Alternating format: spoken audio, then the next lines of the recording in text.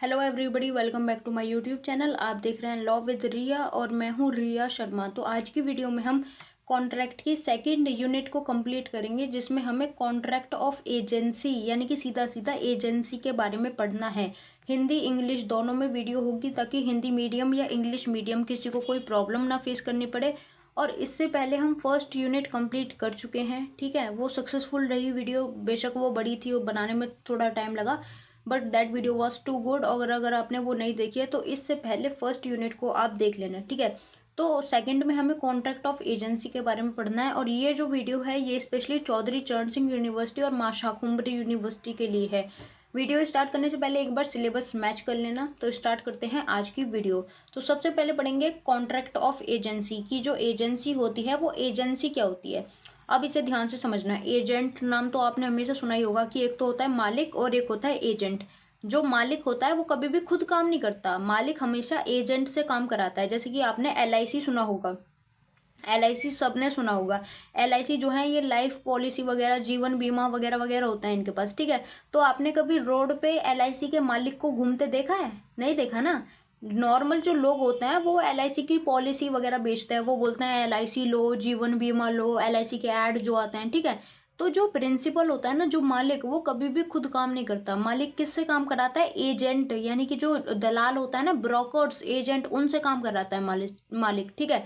तो मालिक और एजेंट के बीच का जो संबंध है उसे ही हम एजेंसी बोलते हैं। मालिक और एजेंट के बीच का संबंध एजेंसी होता है।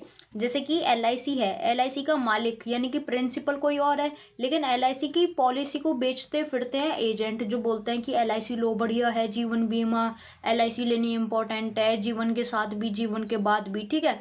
तो प्रिंसिपल और एजेंट का जो रिलेशन होता है उसे ही एजेंसी यानी कि अभिकरण बोला जाता है। आई होप आपको समझ में आ गया होगा कि एजेंसी क्या होती है, ठीक है। फिर भी एक बार थ्योरेटिकली देखते हैं।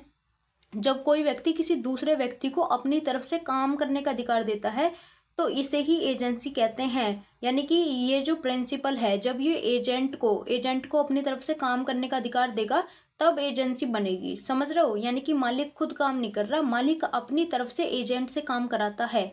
तो जब कोई व्यक्ति किसी दूसरे व्यक्ति को अपनी तरफ से काम करने का अधिकार देता है, यानी कि जब प्रिंसिपल खुद काम नहीं करता, तो प्रिंसिपल वो अधिकार जिस इंसान को देता है उसे बोलेंगे एजेंट, और इन दोनों को मिलाकर ही एजेंसी बनती है।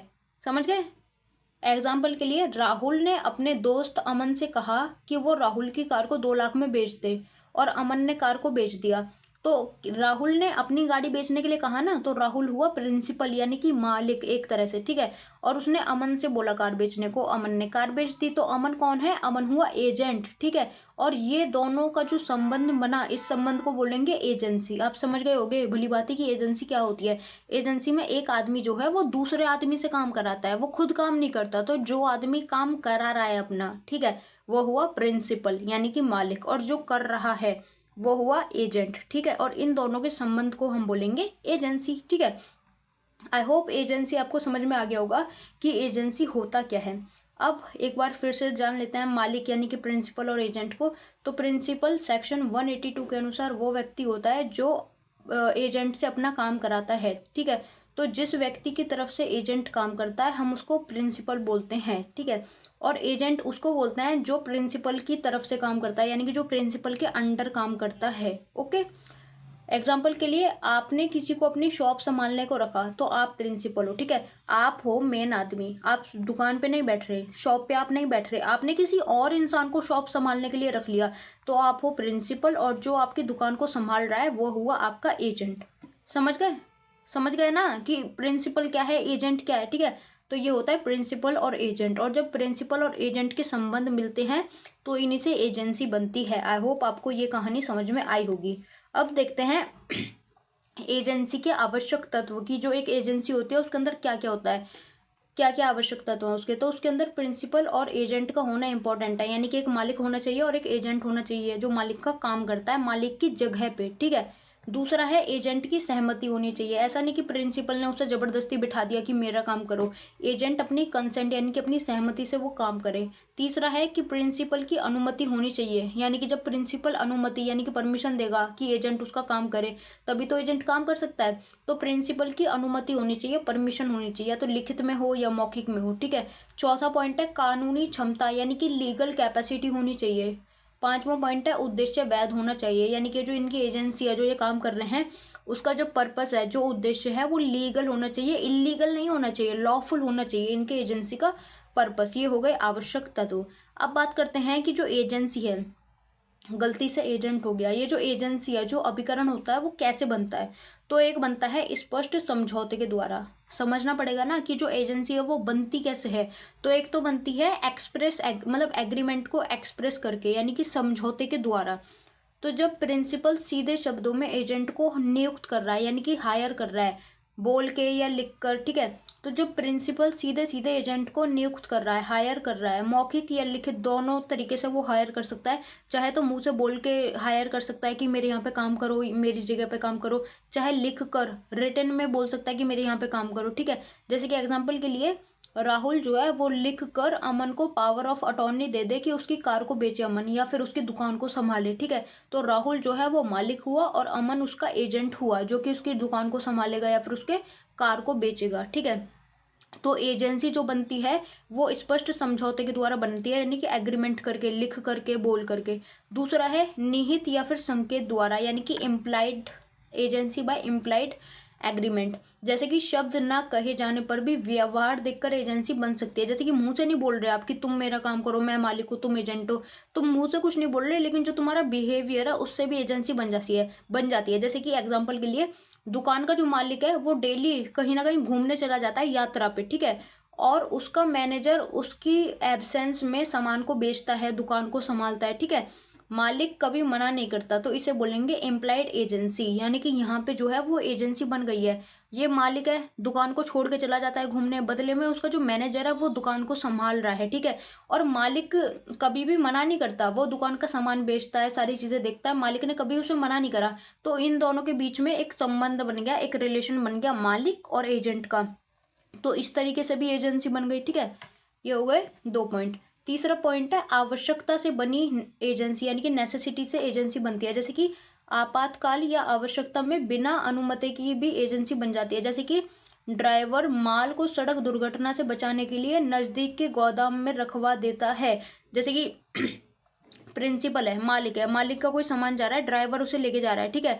तो सड़क दुर्घटना यानी कि कोई एक्सीडेंट ना हो या फिर कोई इमरजेंसी है, तो उसकी वजह से जो ड्राइवर है वो माल को सड़क दुर्घटना से बचाने के लिए जो आसपास गोदाम है वहां रखवा दे रहा है। तो वो मालिक की जगह पे काम कर रहा है बिना मालिक की परमिशन के, लेकिन मालिक की जगह पे काम कर रहा है। जो ऑर्डर उसे मालिक देता है या जो मालिक करता है उसके दिमाग में वो चीज़ आई, उसने वो कर दी। तो एक तरीके से यहाँ भी एजेंसी बन गई। यहाँ पे जो ड्राइवर है उसने एजेंट वाला काम करा, ठीक है।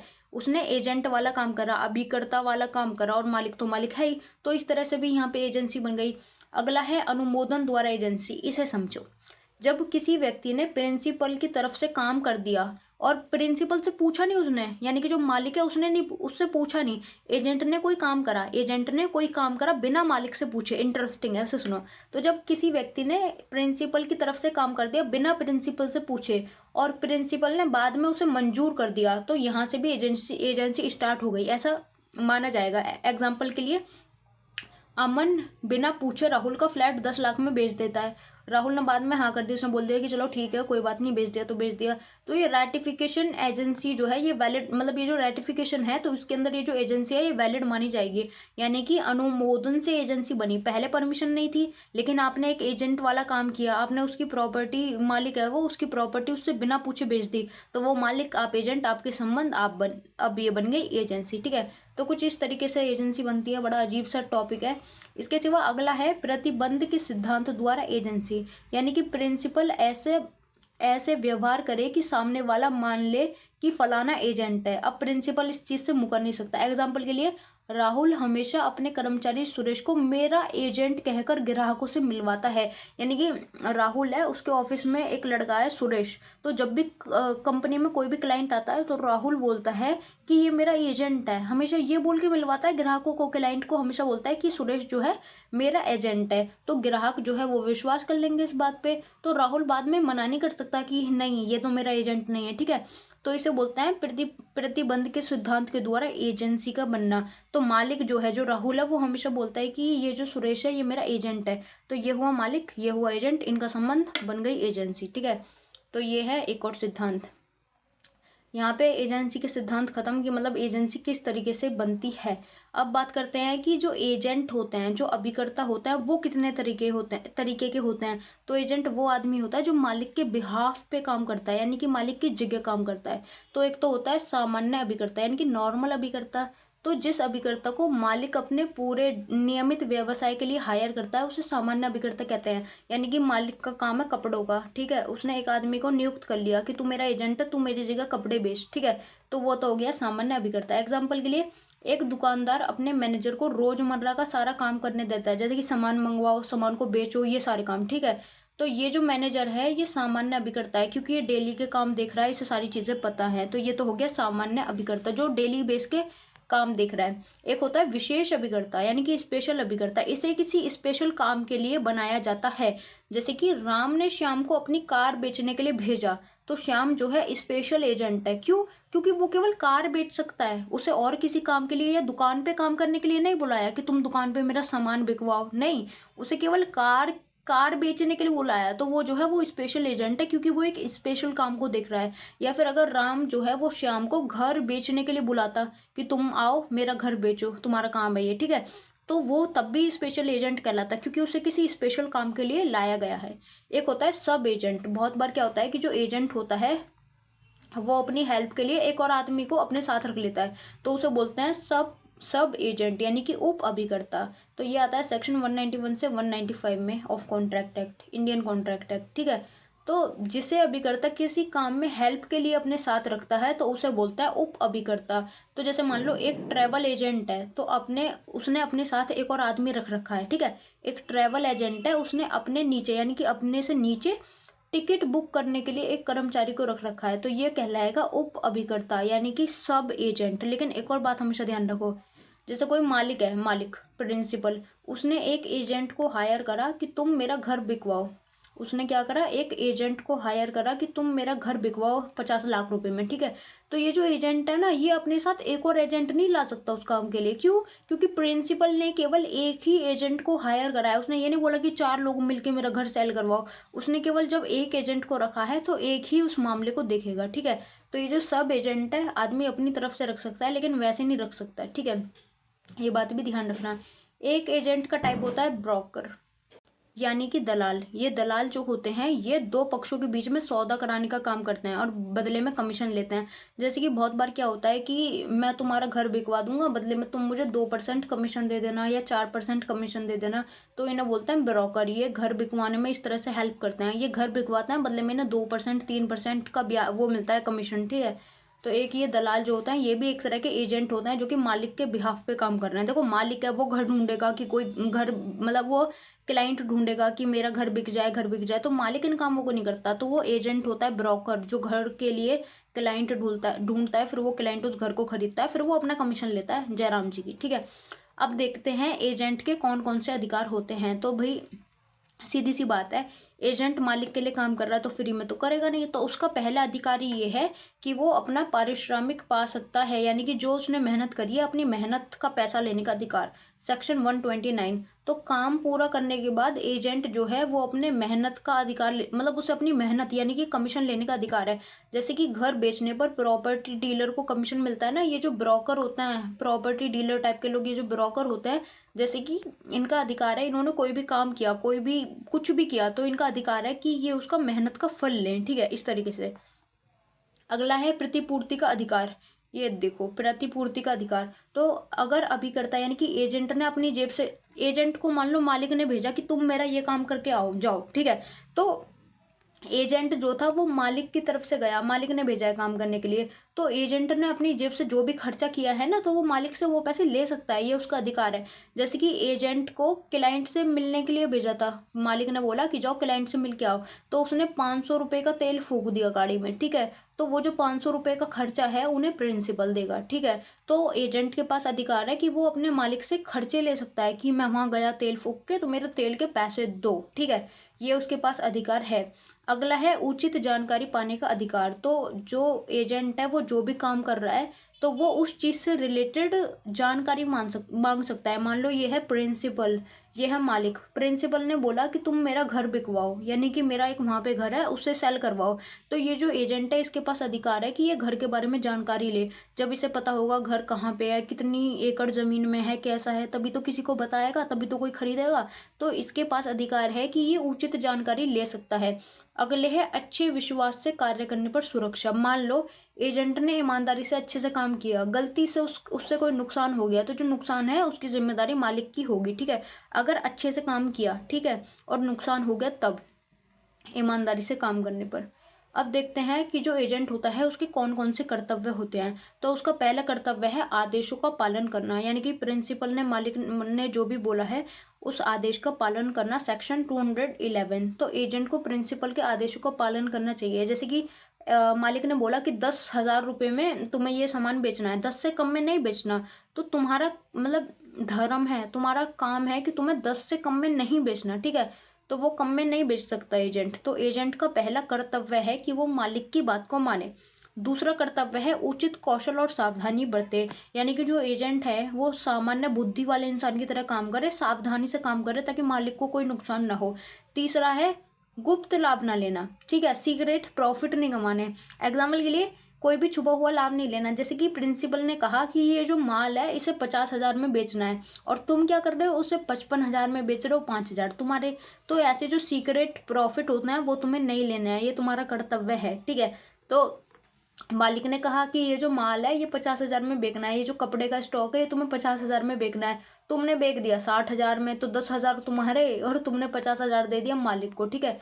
तो ये नहीं करना है, ये तुम्हारा कर्तव्य है कि तुम मालिक के साथ ईमानदार रहो। इसके सिवा तुम्हें सारी चीज़ों का हिसाब भी मालिक को देना होगा। तो एजेंट को सभी लेन देन का हिसाब जो है वो मालिक को देना होगा, और मालिक की संपत्ति की रक्षा करनी है। मालिक ने कोई भी चीज़ तुम्हें दी है तो उसे समय पर लौटाना है और उसकी रक्षा करनी है, और पर्सनली कोई काम करना है, ठीक है। तो एजेंट अपना काम किसी और को नहीं दे सकता, यानी कि तुम कोई और एजेंट अपने साथ नहीं रख सकते, तुम्हें अपना काम खुद ही करना है। लेकिन अगर तुम्हें अनुमति मिल जाए, तुम्हें परमिशन मिल जाए, तो तुम किसी की हेल्प ले भी सकते हो। अगला है हितों का टकराव ना करना, सेक्शन 215। तो एजेंट को काम इस तरह से करना है कि ना तो मालिक का नुकसान हो ना एजेंट का नुकसान हो, ठीक है। तो एजेंट अपने फायदे के लिए मालिक को नुकसान नहीं पहुंचा सकता है, तो इस तरह से उसे काम करना है कि मालिक का भी भला होता रहे, उसका भी भला होता रहे। तो ये थी आज की यूनिट सेकंड जो कि कंप्लीट हो चुकी है। और एक और सजेशन आपके लिए कि प्रीवियस ईयर के क्वेश्चन ज़रूर सॉल्व कर लेना। और उसके सिवा चैनल पे कॉन्ट्रैक्ट सेकंड की वीडियो ऑलरेडी बनी हुई है, आप वहाँ से भी डिटेल में पढ़ सकते हो, वहाँ पे और ज़्यादा डिटेल में है मटेरियल, ठीक है। यूनिट वाइज नहीं है लेकिन डिटेल में सारे टॉपिक करा रखे हैं, ठीक है। तो ये थी आज की वीडियो। अगर आपको किसी भी सब्जेक्ट के पेड नोट्स चाहिए तो आप इस नंबर पे मुझे डीएम कर सकते हैं। और एक और बात यार, जिससे तुम पढ़ते हो ना इन स्लाइड्स को बड़े मेहनत से उंगलियों से टाइप कर करके बनाया जाता है, फिर इन्हें ट्रांसलेट किया जाता है, बहुत मेहनत लगती है, ठीक है। तो वीडियो कैसी लगी ये कमेंट करके बताओ, वीडियो को लाइक करो। Thanks for watching. जय हिंद, जय भारत।